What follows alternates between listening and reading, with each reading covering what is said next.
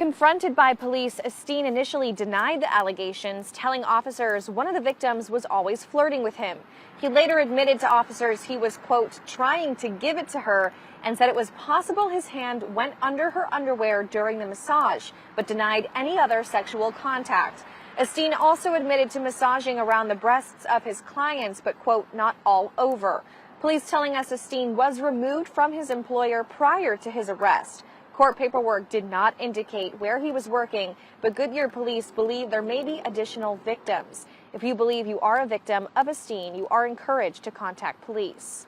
If you have concerns about your massage therapist, you can look up disciplinary actions or create a complaint with the state. We have those resources on our AZ Family app. Reporting in Buckeye, I'm Sarah Robinson for Arizona's Family. A man is behind bars tonight accused